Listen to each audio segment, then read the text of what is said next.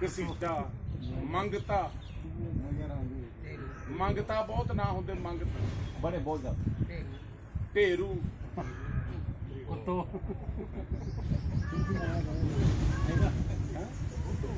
बुद्धू राम बड़े मतलब इन्हां बुद्धूआं नूं इन्हां झुड्डूआं नूं इन्हां दी वोट कोई लुट के ना लै जाए जगीरदार लंबे तुरले वाली पग वाला इन्हां नूं ओए कह के क्योंकि पिंड च तां ओए कह के बुलाउंदे आ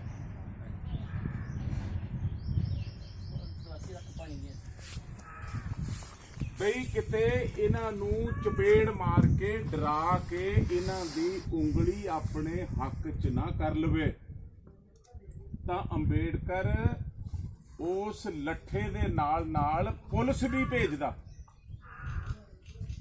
कालियां वर्दियां वाले आले दुआले मकानां ते चढ़े हुंदे आ जिथे बूथ ते वोटां पैंदियां हुंदियां पोलिंग लेकिन असी उस फौज का फायदा ना लै सके असी उस कपड़े दे पर्दे का फायदा ना लै सके असी अपने मत का प्रयोग ना कर सके तीरां तलवारां दे नाल पहला राज भाग मिलते सी हुण उंगली दे इशारे नाल राज भाग मिलते कोई जट अपने कुत्ते दे नाल मेला देखण गया ते नाल उहदे दो चार होर साथी दो चार कुत्तियां वाले होर आए अपने अपने कुत्ते दिखालण जांदे ना लोग भी मेरा कुत्ता किदां पलिया मतलब अपने आप नूं भी मेला दिखा लेना अपना कुत्ता भी दिखाना मेले च कई घोड़ियां ते आउंदे वो जट कहंदा मेला बड़ा भरिया आ कहंदा मैं छेड़ के दिखावां सारे ही मेले दे विच हाहाकार मचू नाल दा कहंदा किद्दां कहंदा उंगली नाल कहंदा करके दिखा फिर कहंदा गोली तो नहीं चलाउणी पऊ कहंदा नहीं गोली नहीं चलाउणी उंगली लाउणी बस हलवाई दी दुकान आई चासनी कड़ाहे तो चासनी लैके उन्हें हलवाई दी जिहड़ा तंबू लगा सी वो चासनी उहदे बांस नूं ला दित्ती कहंदा आ जा हुण पिछे खड़ा हो उस चासनी नूं मक्खियां आईयां मक्खियां नूं किरली पै गई किरली नूं हलवाई दी बिल्ली पै गई उधरों दो तीन जट होर आउंदे सी तुरियो कुत्ते लैके कुत्ते सारे दे सारे बिल्ली नूं पै गए हाहाकार मच गई हलवाई की दुकान का बाजार सी हलवाई बाहर आ गए अपने अपने खुरपे लैके जट्टां दी ते हलवाइयां की लड़ाई हो गई सारा ही मेला छिड़ गया बाद च तकाला नूं पता लगा भी 50 फट्टड़ सी 6 मर गए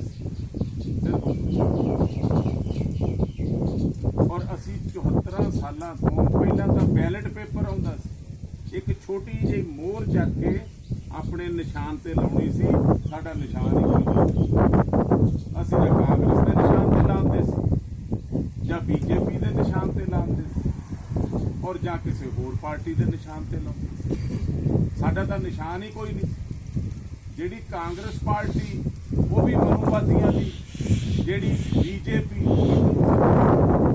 जे कांग्रेस का कोई भगौड़ा हुंदा तो बीजेपी च जा वड़दा जे बीजेपी का भगौड़ा हुंदा कांग्रेस जा जिदा जिम्मेदारां दी हवेलियां हुंदियां एक हवेली हुंदी एक कोठी हुंदी वो कदी कोठी च रह लैंदे कदी हवेली च रह लैंदे ये दोनों ही पार्टियां ये सारी दा सारा सिस्टम मनुवाद का जिहड़ा सिस्टम हुआ जिहड़ा सानू आजाद देश दे विच भी गुलाम बना के रख रहा आप जिन्ना भी धन पैदा होने वाले सोमे रिसोर्सिस है उन्हां ते खुद काबज वा और इलैक्शनां दे लागे जाके थोड़े बहुत छिल्लड़ शराब भुक्की दलिया दाल ऐदां दियां छोटियां छोटियां लालच दे के साडियां वोटां लुट के हुण तक ले जाते रहे जिस कौम की दशा खराब होवे तां समझो उहदी दिशा खराब मैं पिछे भी दसिया भी जे दिल्ली नूं जाना होवे तां पठानकोट आ जाए, जलंधर आ जाए, लुधियाना आ जाए, अंबाला आ जाए तां डायरैक्शन ठीक है। पर जे तुसीं इत्थों बहादरपुर तो दिल्ली नूं जाण लई कठूए घुमदे होवो, बणी बसोली घुमदे होवो, फिर दिल्ली कदी नहीं आउणी। सानू अपनी दिशा बदलनी पैनी। जे दशा हालात बदलने आ तां दिशा बदलनी पैनी आ। दिशा कादी? वोट दी दिशा। साहब कांशी राम जी ने 1984 च पार्टी बनाई जिन्हों दलितां दी पार्टी कहंदे। दलित दा मतलब चमार माशा भगत नहीं हुंदा। दलित दा मतलब दरड़िया होया, लताड़िया होया, तिरस्कारिया होया। और ये किसी भी कौम च हो सकता, ये झीर भी हो सकते हैं, ये नाई भी हो सकते। गरीब की कोई जात नहीं हुंदी। जदों गरीब नूं भुख लगदी आ तां खो उदां ही पैंदी जिद्दां बाहमण दे ढिड च खो पैंदी। जदों गरीब दे प्यास लगदी आ तां हलक दे विच जदों ठंडा पानी जांदा उन्ना ही स्वाद आउंदा जिद्दां बाहमण दे प्यासे नूं जांदा। सो फिर एक रजा होया और एक परमानेंट भुखा, ये लोकतंत्र की व्यवस्था नहीं है। ये लोकतंत्र नहीं है, ये लुटतंत्र वा। शराबां पिला के वोटां लै जांदे आ, लुट जांदे आ। और ये जिहड़ी वोट है ये दो तरह काम करदी है। एक तो तुहाडा राज भाग स्थापित करदी आ, और जे अपने आप नूं पाउंदे रहो तो ये तुहाडा राज भाग परमानेंट तुहाडे हक्कां दी राखी करदा। सो अज तीरां नाल तलवारां नाल राज नहीं लए जांदे। बाबा साहब अंबेडकर ने कहा कि हुण वोट दे नाल राज भाग लए जांदे, और वोट असीं दुश्मन नूं हुण तक पाउंदे आ रहे। सैला जी ने दस्सिया भी वो जिहड़ा बंदा आ जिहड़ा इत्थों बीजेपी भेजदी है, जिहड़ा कांग्रेस भेजदी है, वो साडा बंदा कुहाड़े दे फाल च दस्ता बन के फसिया। कुहाड़ा लोहे दा हुंदा, ਉਹਦੇ ਵਿੱਚ ਦਸਤਾ ਲੱਕੜ ਦਾ ਹੁੰਦਾ। ਉਹ ਲੱਕੜ ਸਾਨੂੰ ਲੱਗਦੀ ਵੀ ਸਾਡਾ ਆ, ਸਾਨੂੰ ਇਹ ਲੱਗਦਾ ਵੀ ਸਾਡਾ ਹੀ ਹੈ। ਤੁਹਾਨੂੰ ਪਤਾ ਹੋਣਾ ਕਿ ਇੱਕ ਸਾਇੰਟਿਸਟ ਹੋਇਆ ਸਤੀਸ਼ ਚੰਦਰ ਬੋਸ, ਸ਼ਾਇਦ, ਜਿਹਨੇ ਬੋਟਨੀ ਤੇ ਬਹੁਤ ਕੰਮ ਕੀਤਾ, ਦਰਖਤਾਂ ਤੇ। ਉਹਨੇ ਕਿਹਾ ਵੀ ਦਰਖਤ ਸਾਹ ਵੀ ਲੈਂਦੇ ਆ, ਦਰਖਤ ਰੋਂਦੇ ਵੀ ਆ, ਦਰਖਤ ਹੰਝੂ ਵੀ ਗਰਾਉਂਦੇ ਆ।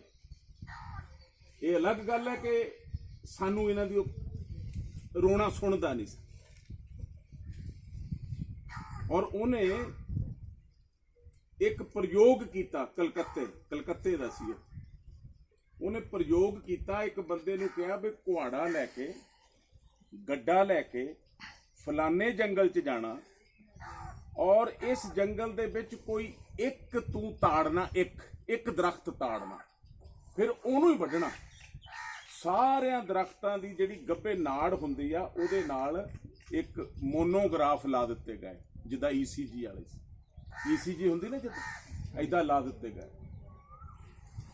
ਇਹ ਅੱਜ ਤੋਂ 70 ਸਾਲ ਪਹਿਲਾਂ ਦੀ ਗੱਲ।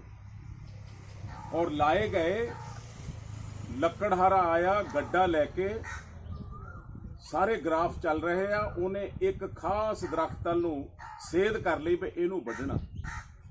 ਔਰ ਉਹ ਬੋਸ ਵੀ ਉੱਥੇ ਲੁਕ ਕੇ ਬਹਿ ਗਿਆ। ਔਰ ਉਹਨੇ ਕਿਹਾ ਵੀ ਜਦੋਂ ਮੈਂ ਆਵਾਜ਼ ਮਾਰੂੰਗਾ ਉਹਨੇ ਫਿਰ ਤੂੰ ਮਾਰੀ ਨਾ, ਉਹਨੇ ਰੁਕਣਾ। ਜਿੱਦਾਂ ਹੀ ਜਾ ਕੇ ਗਿਆ ਉਸ ਦਰਖਤ ਦੇ ਕੋਲ, ਕੁਹਾੜਾ ਸਿਰ ਤੇ ਚੱਕਿਆ, ਲੱਗਾ ਮਾਰਨ, ਉਹਨੇ ਰੋਕਣ ਨੂੰ ਕਹਿ ਦਿੱਤਾ। ਔਰ ਸਾਰੀ ਦੁਨੀਆ ਦੇਖ ਰਹੀ ਸੀ, ਪ੍ਰਯੋਗ ਹੋ ਰਿਹਾ ਸੀ। ਸਾਰਿਆਂ ਦੇ ਗ੍ਰਾਫ ਦਰਖਤਾਂ ਦੇ ਲਿਆਂਦੇ ਗਏ, ਔਰ ਸਭ ਤੋਂ ਹਿੱਲਿਆ ਹੋਇਆ ਗ੍ਰਾਫ ਉਸ ਦਰਖਤ ਦਾ ਸੀ ਜਿਹਦੇ ਤੇ ਉਹਦੀ ਨਿਗਾਹ ਸੀ। ਸੋ ਦਰਖਤ ਵੀ ਸਮਝਦੇ ਕਿ ਮੈਂ ਵੱਢ ਹੋਣ ਜਾ ਰਿਹਾ, ਔਰ ਅਸੀਂ ਬੰਦੇ ਹੋ ਕੇ ਨਹੀਂ ਸਮਝ ਰਹੇ ਕਿ ਅਸੀਂ ਵੱਢ ਹੋ ਗਏ। ਅਸੀਂ ਇਨਸਾਨ ਹੋ ਕੇ ਨਹੀਂ ਸਮਝ ਰਹੇ ਕਿ ਅਸੀਂ ਵੱਢ ਹੋ ਚੁੱਕੇ ਹਾਂ। 74 ਸਾਲਾਂ ਦੇ ਅਸੀਂ ਵੱਢ ਹੋ ਰਹੇ ਹਾਂ।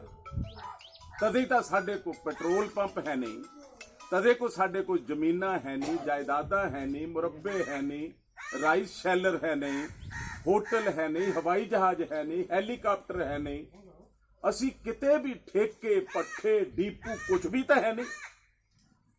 ਜੋ ਦੇਖੋ ਉਹਨਾਂ ਦਾ, ਜੋ ਦੇਖੋ ਉਹਨਾਂ ਦਾ, ਜੋ ਦੇਖੋ ਉਹਨਾਂ ਦਾ। ਮਿਲਦਾ ਕਿੱਥੋਂ ਆ?